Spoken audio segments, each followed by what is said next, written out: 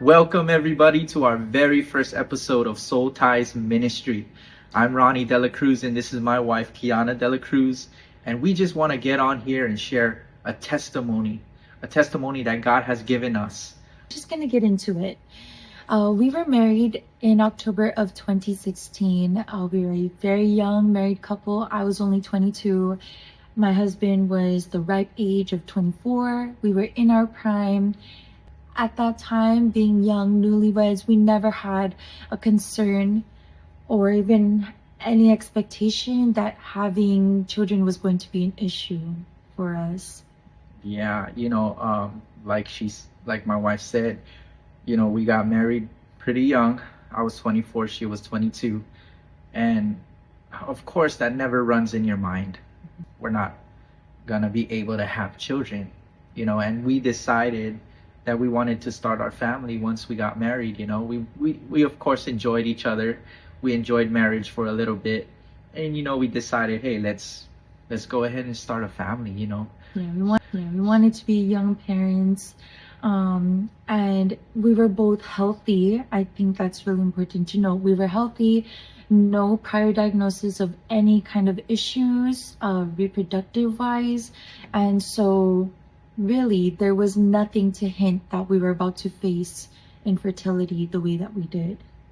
I want to say around maybe the second to third year, we had not been on anything to prevent a pregnancy, and yet a pregnancy did not happen yet.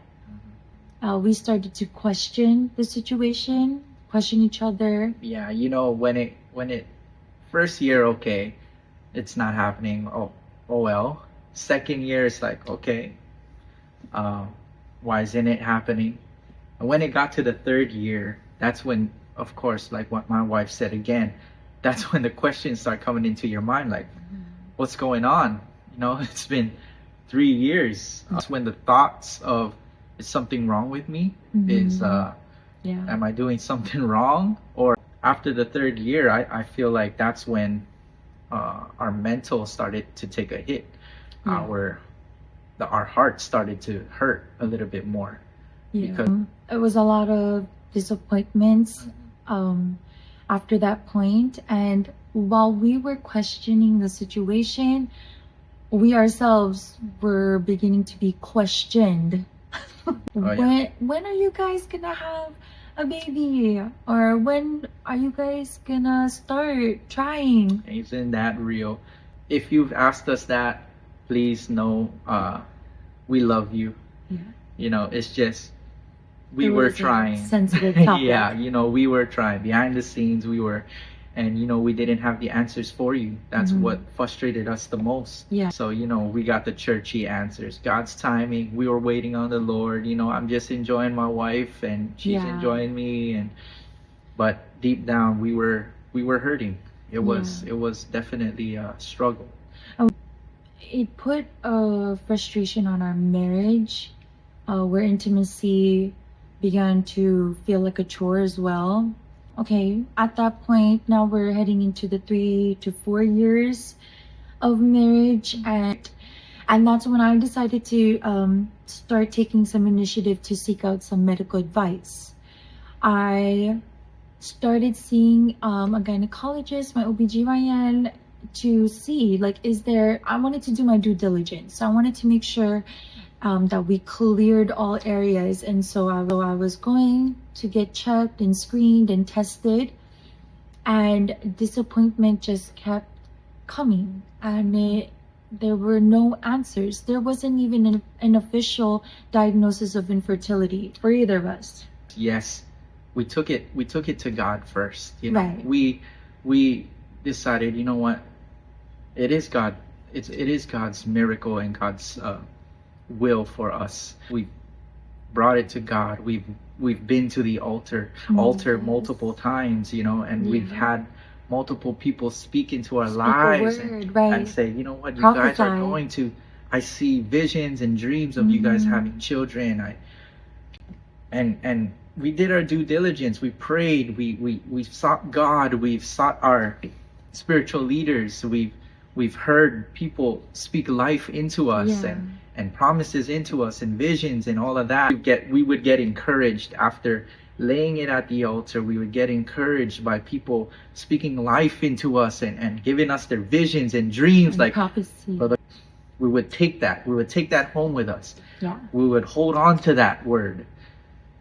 But she's like my wife said, it played even more into our mental battles because We couldn't see it. we couldn't see it. Yeah. In the year of 2020, I had undergone 9 UTIs, urinary tract infections. And if those of you who know what a UTI is and have ever had a UTI, you know how miserable those are.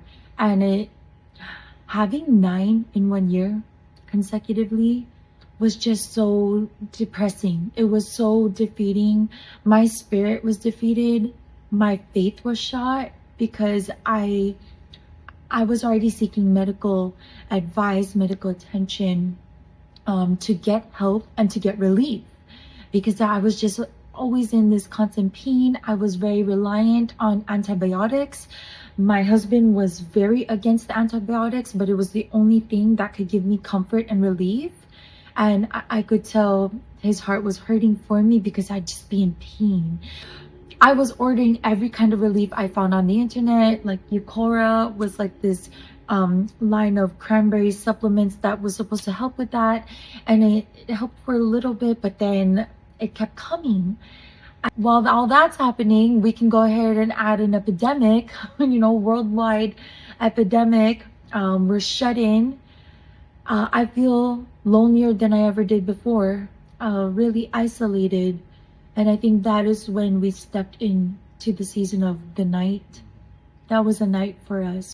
And when we say the night, I tell you, man, we were in darkness. The mental battles became even stronger. Our hearts became weak. We've been married for 5 years now, going on 6. And still, throughout this whole time, we've been trying to have a child. And after all of the prayers for us, after all of the words spoken into our lives, after all of the doctor appointments, and after all of the disappointments, it plays with you. Plays. Of course, our marriage went through a rocky situation during the night. It's like that's when we started to doubt God. Yeah. That's when, is God even real? Right. Is it all even worth it? Why? Like we're giving our lives. We're doing to everything this. we possibly can to help the kingdom, to help our ministry, to do all of this. And get this is just the icing on the cake. My wife is the children's ministry director.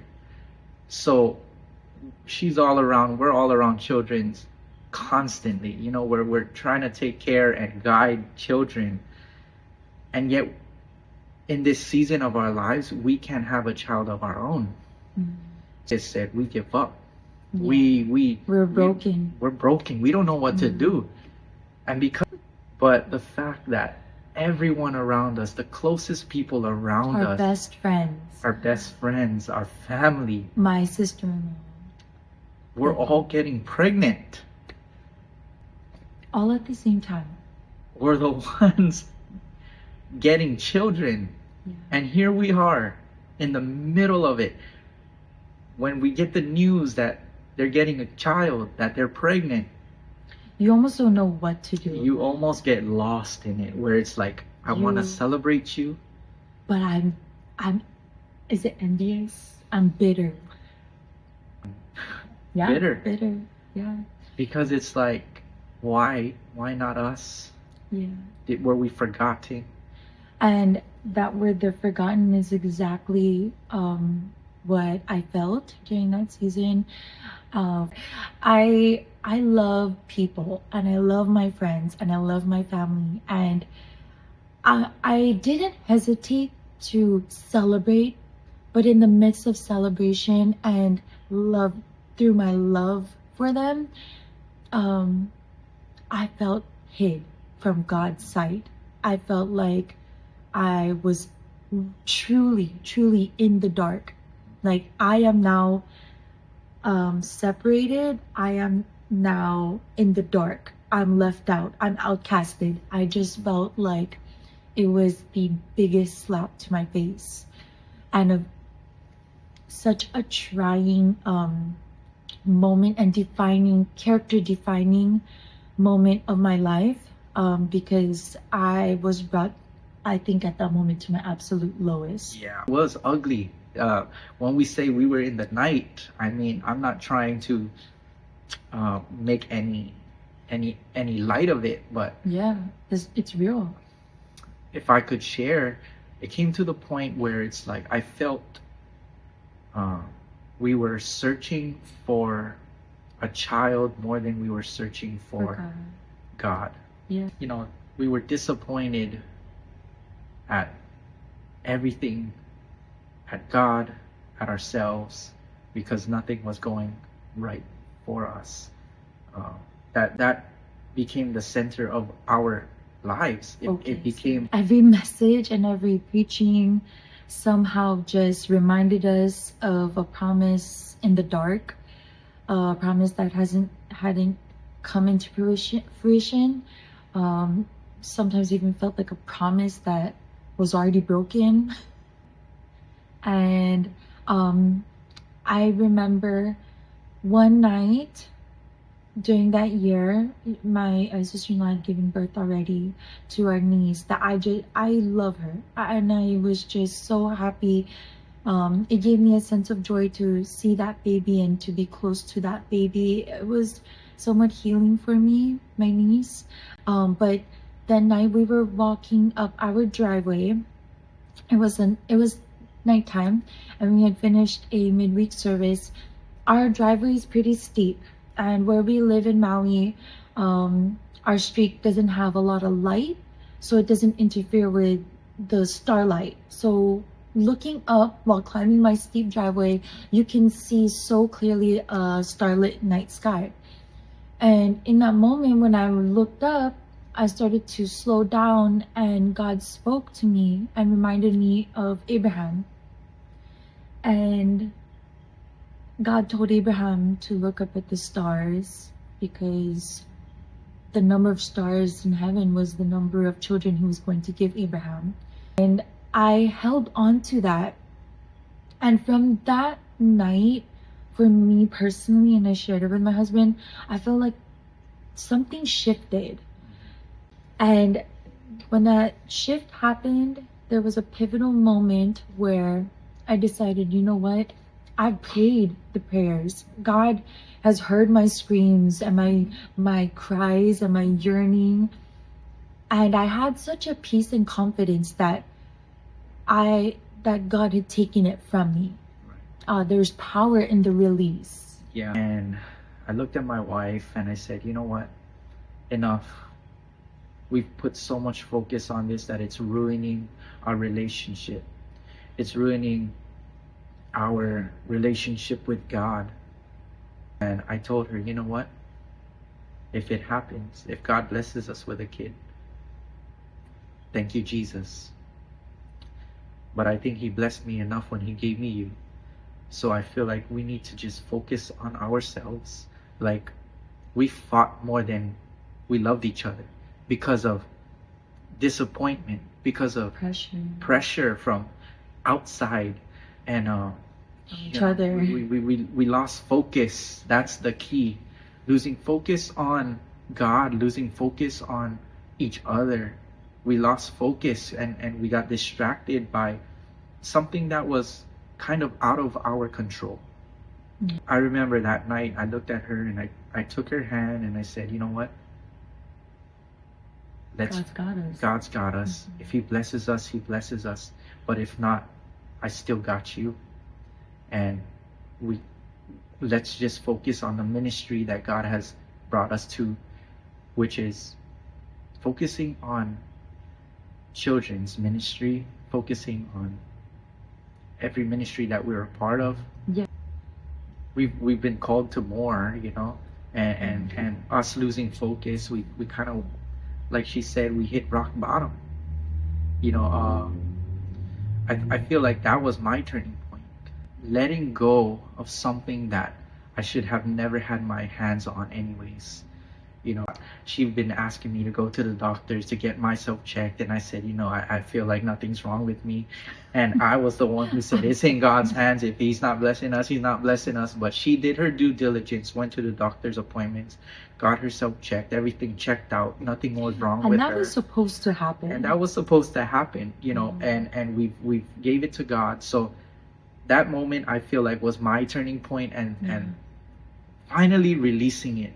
Finally releasing it. I could say many times I gave it to God, I gave it to God, but that moment I felt like I opened up my hands and I said, God, Here I'm it done is. fighting. Yeah. God is so intentional, and he is in every detail. Shortly after the releasing, our pastor starts planning these island crusades. Plan for a revival crusade, first on Molokai and then on the Big Island. And how strategic it was. It definitely gave us momentum to refocus and realign our spirits, like, and just let God use us again, let God give us purpose again.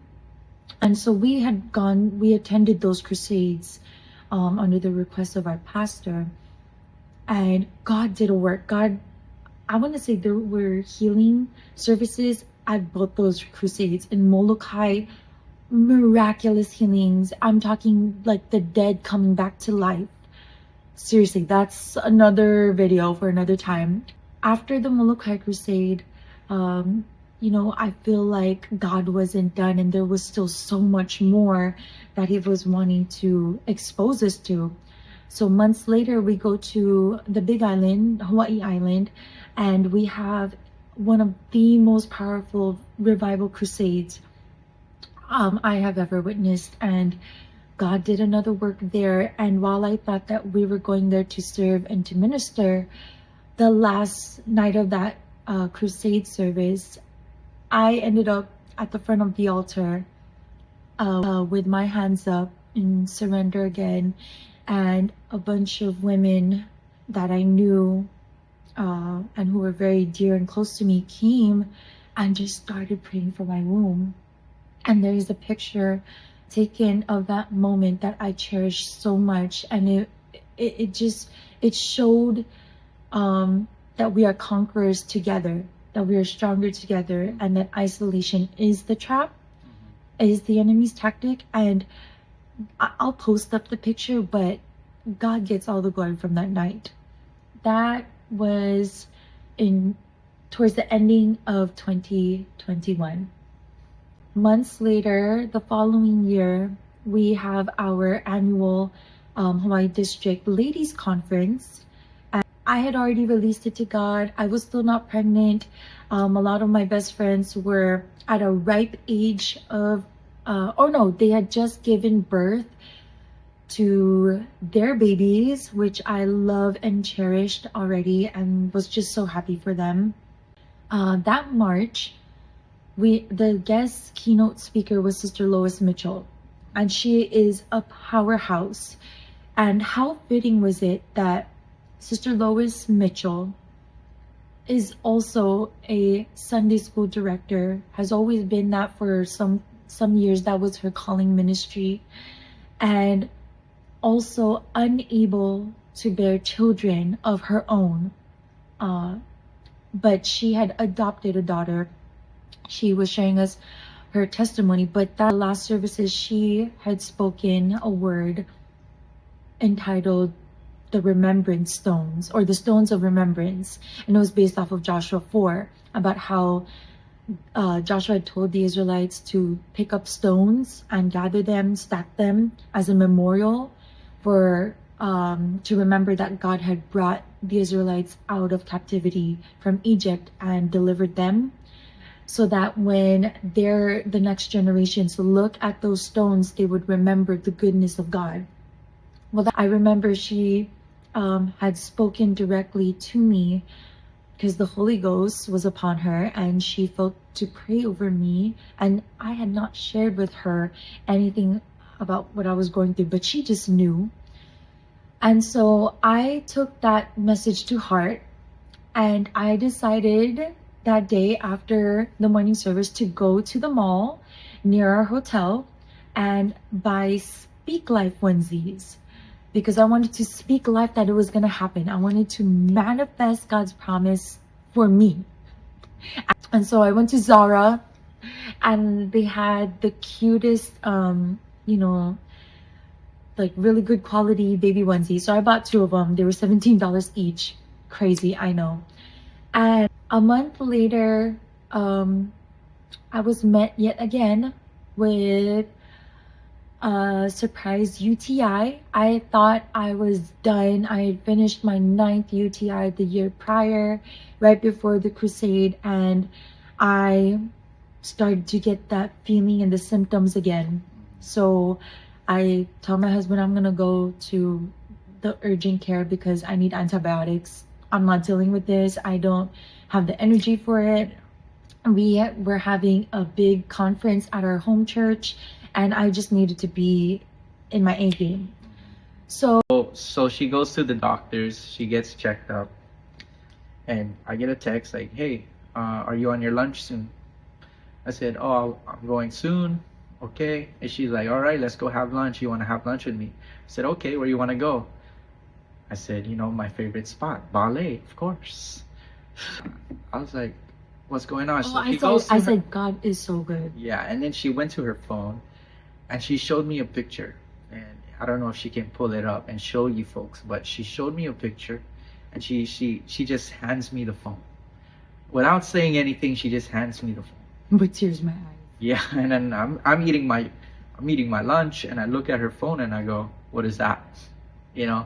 I mean, if you see the picture, I have never seen something like this before. I don't know what's going on. I'm like, what is that? My initial thought is you went to the doctors, is this something bad? I look up at her after looking at the picture, and she started to cry. And you want to share what happened at the doctor's office? Yes, at the doctor's office, I get there, and it's a UTI. It's a urinary tract infection. So the first thing that they will do is ask you to urinate in a cup. So I do. I give them my pee sample. And I know the drill. I'm waiting now for the results to come back. They have me waiting in the room. And the nurse comes in, and she's like, oh, Mrs. De La Cruz, so they did find some protein in your urine, which indicates that it is positive for a UTI. So, we'll go ahead and prescribe you some antibiotics. And we did run a pregnancy test, it's just part of our protocol. And I want to be the first to congratulate you on your pregnancy. What? I was frozen. Like, I'm sorry. I looked at her, and she's like, I want to congratulate you, or be the first to congratulate you on your pregnancy. And we had to wear masks during that time. It was 2022. And I start welling up with tears, and she's holding the test in front of me like this on a napkin. It's a little strip. And I'm like looking at her hands, looking up at her, and she instantly, for whatever reason, thought that it was a negative thing. So she pulls back and she goes, I'm so sorry, is this a good thing? And I grab her hands, and I just start squeezing so hard, and I said, I have been trying to get pregnant for the past 6 years. Are you sure I'm pregnant? And I'm just shaking, and she starts crying. She starts crying too with me, because she sees that I'm crying, and she goes, oh my gosh, are you serious? Oh my goodness, I'm so happy for you. Is this good? And I didn't answer her question, and I said, this is very good. Can I see the test? So she recognizes that this is a very sentimental moment, and she lays the napkin where the test strip is sitting on the counter. As she's wiping her tears, she goes, I'm gonna give you a moment, and I'm gonna call the doctor just to come in, speak with you, but just take your, take a moment, take your time, compose yourself. And she leaves the room. I stand up from my seat and I walk over to the counter to see a little tiny strip with 2 blue lines. And I I was so dramatic. I like put both of my hands, you know, on each side of that strip, and I just like lean my forehead on the counter because I just felt so like outer worldly is what I can describe it as. Like I was there, but I wasn't. I was just more than beyond happy that my words can describe. I walked out of the urgent care, and that's when I called my husband.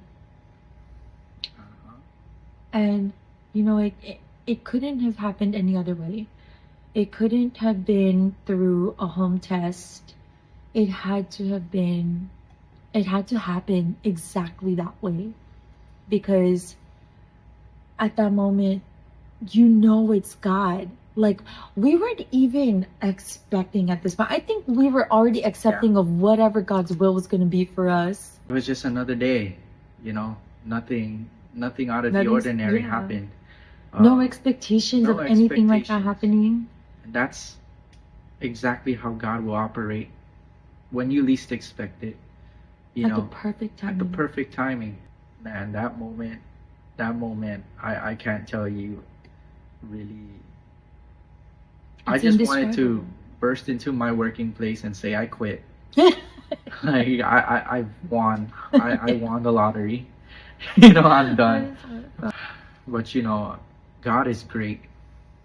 When you finally release, take your hands off the steering wheel, when you finally refocus on God, on the cross, when you finally say, you know what, I'm tired of doing things out of my own will, out of my own power. Trying to have control. Trying to have control.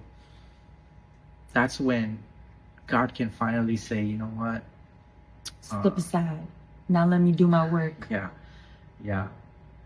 God is always faithful, even when we're not faithful. You know, we've doubted God. We've questioned God in our night season.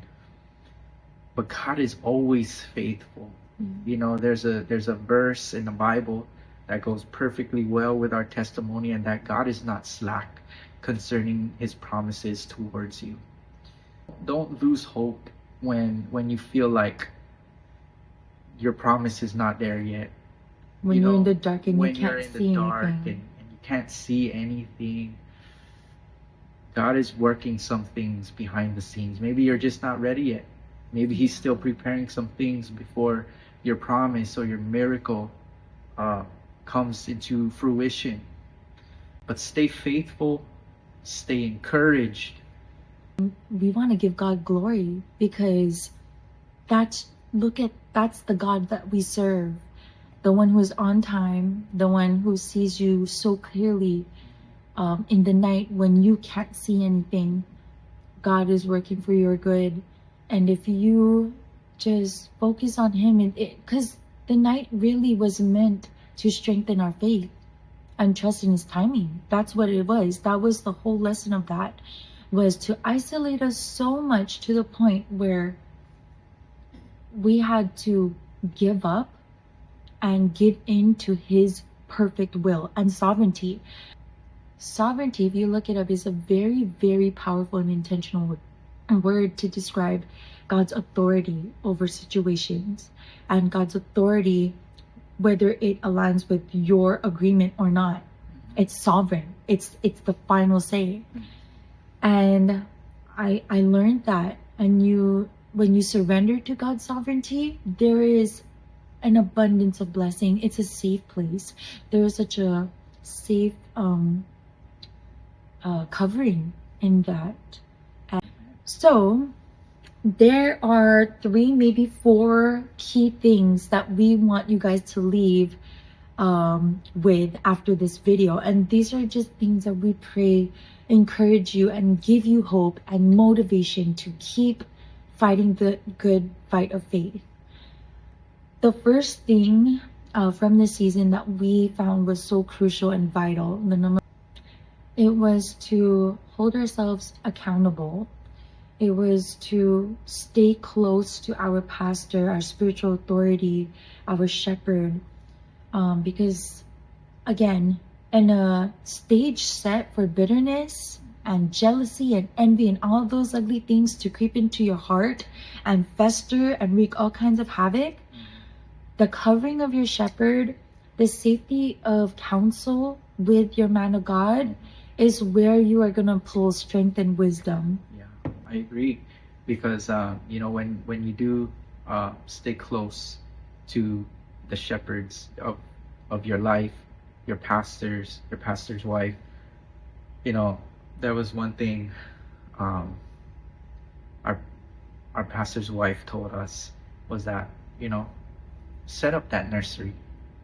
Yeah, she was my speak life. Yeah, speak life. Buy those baby clothes. Your promise is gonna come. So prepare for it. Act like it. Yeah. Get that nursery ready. Buy the crib. Set it up like it's on the way. Yeah. And stuff like that. They just encourage you. They motivate you. They speak life. And you need that. When you're going through your darkest seasons of life, you need that. You need your pastor. You need your pastor's wife. They have prayed over you. They have battled wars over your soul. They have the best intentions for your life. So yeah, stay close to them.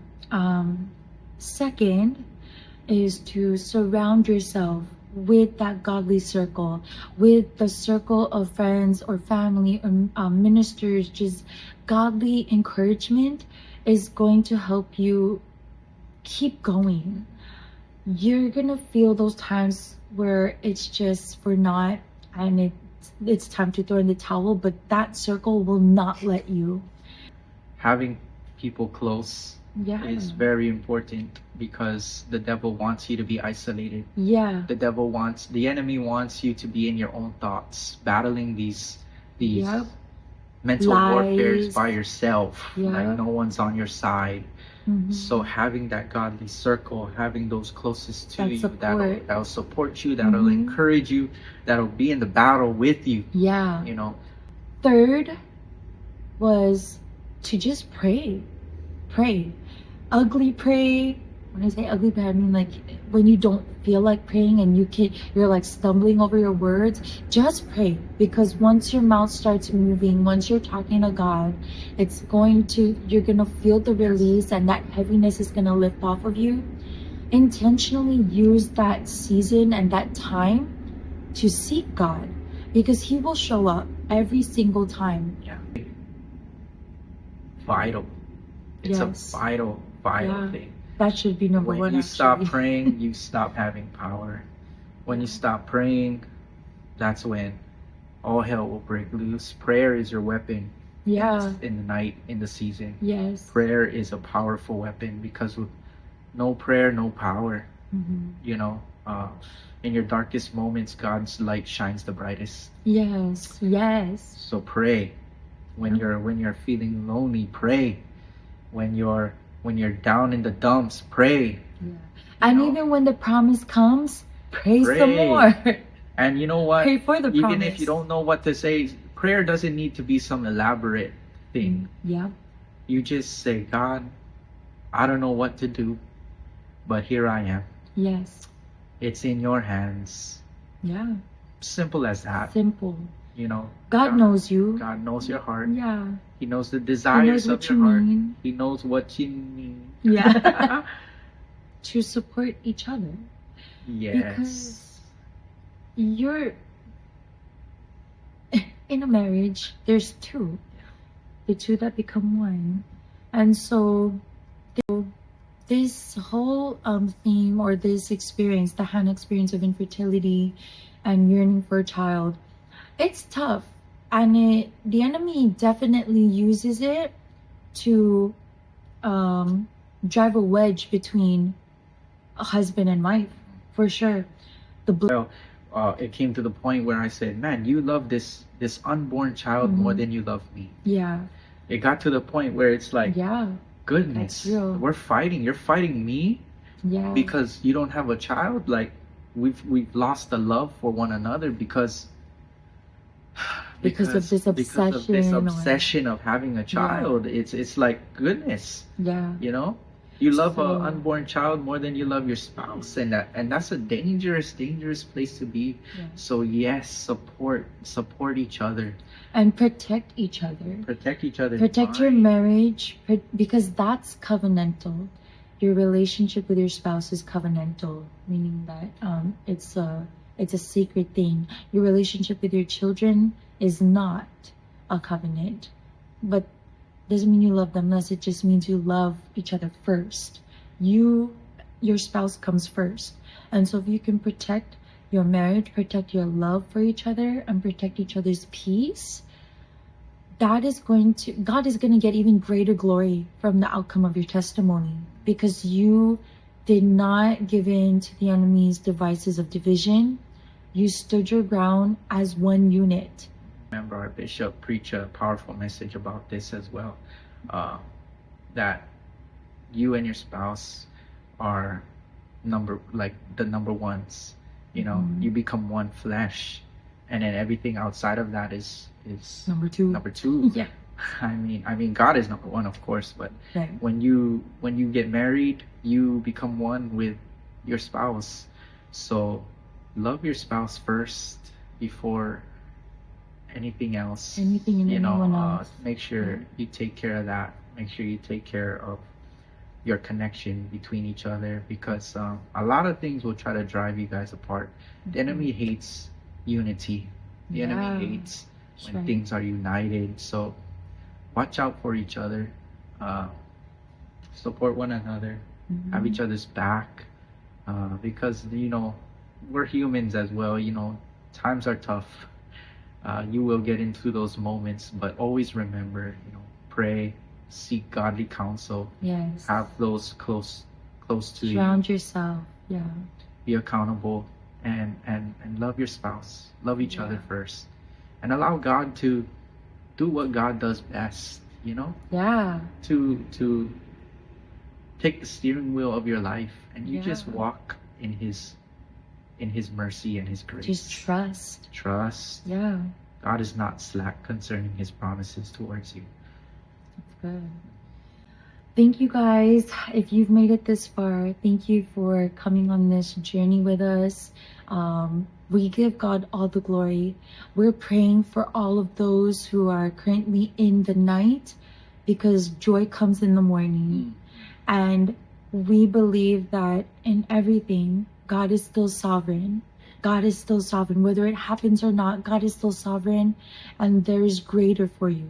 The best is yet to come. Thank you guys. We'll be back soon.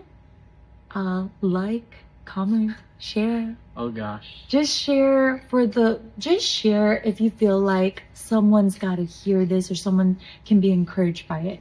That's what we want to share. Share the goodness of God. Share your own personal testimonies. And God bless you.